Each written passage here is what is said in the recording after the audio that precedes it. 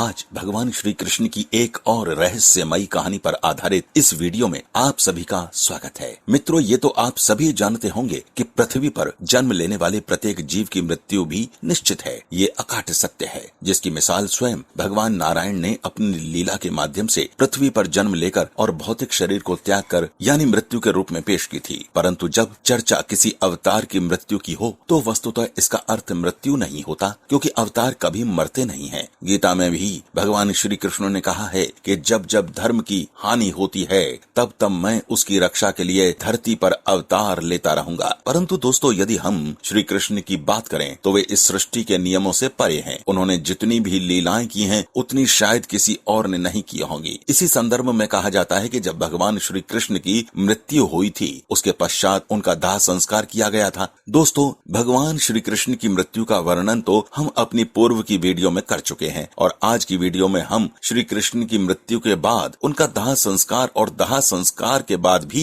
उनके शरीर का एक अंग शेष रह गया था, इसके बारे में आपको बताने जा रहे हैं, जो आज भी मौजूद है। अब प्रश्न ये उठता है कि यदि वास्तव में ऐसा हुआ है तो आज उनका ये अंग कहां पर है और इसके क्या प्रमाण हैं? दोस्तों, आज की इस वीडियो में आप और हम मिलकर इन्हीं कुछ प्रश्नों के उत्तर जानेंगे। मित्रों, भगवान श्री कृष्ण इस मृत्यु लोक को छोड़कर कैसे अपने लोक गए, इसका वर्णन भागवत पुराण के 11वें स्कंद में मिलता है, जिसमें शुकदेव जी परीक्षित को ऋषियों के श्राप से द्वारिका के राजा श्री कृष्ण समेत यदुवंशियों की मौत का कारण और प्रभु द्वारा इस लोक को छोड़कर जाने की कथा के बारे में विस्तार से बताते हैं। वहीं अनेक मान्यताओं और लोक कथाओं के अनुसार पांडवों द्वारा श्री कृष्ण के शरीर का अंतिम संस्कार करने का उल्लेख भी मिलता है। अंतिम संस्कार के समय उनकी देह पूरी तरह से जलकर पंच तत्व में विलीन हो गई, परंतु उनका दिल नष्ट नहीं हुआ और अंत तक जलता ही रहा। तब उनके हृदय को जल में प्रवाहित कर दिया गया। उनकी देह का ये हिस्सा राजा इंद्रदुम्न को प्राप्त हुआ। वे भगवान जगन्नाथ के परम भक्त थे।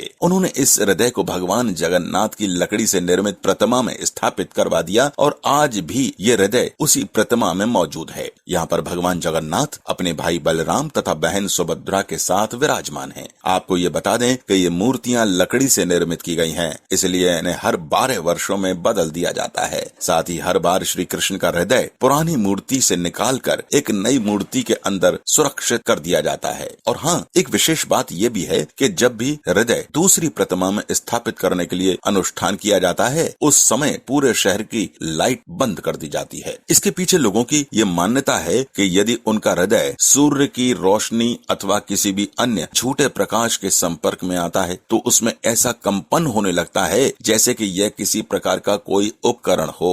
इसके साथ ही जो पुजारी इस अनुष्ठान को करते हैं उनकी आंखें तथा हाथों पर पट्टियां बांध दी जाती हैं ताकि वे ना तो इसे देख सकें और ना ही छू सकें। इसके अलावा मंदिर के अंदर का फोटो लेना भी पूरी तरह से वर्जित है। बताते हैं कि तब से लेकर आज तक इस मंदिर में रहस्यमय ढंग से चमत्कार होते आ रहे हैं। कुछ चमत्कार तो ऐसे हैं जिन्हें आज भी खुली आंखों से देखा जा सकता है। इसमें सबसे बड़ा चमत्कार जुड़ा है मंदिर की ध्वजा से, जो सदैव हवा के विपरीत दिशा में लहराती है। इस ध्वजा को प्रतिदिन बदला जाता है। ये ध्वजा पुजारी द्वारा ऊंचे गुंबद पर चढ़कर बदलनी होती है। इस ध्वजा की छाया दिन में किसी भी समय जमीन पर दिखाई नहीं देती।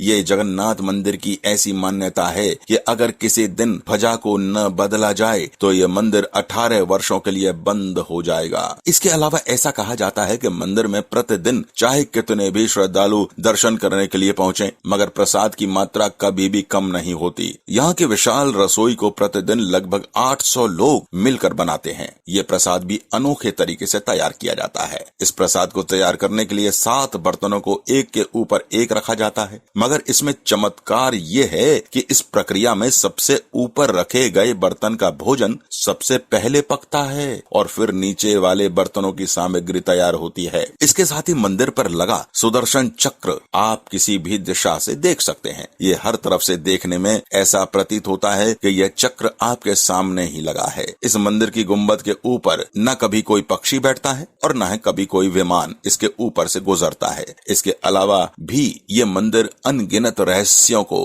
अपने अंदर समेटे हुए है, जो कोई न कोई संकेतों से पता चलता है। मित्रों, आज भी इस मंदिर में भगवान श्री कृष्ण की शक्ति मौजूद है। इसी के साथ हमारी ये कथा भी यहीं समाप्त होती है। हमें विश्वास है कि आपको हमारी आज की ये जानकारी बहुत अच्छी लगी होगी। यदि आप इस विषय में और कुछ सकारात्मक जानना चाहते हैं तो नीचे दिए गए कमेंट बॉक्स के माध्यम से हमें जरूर बताइएगा।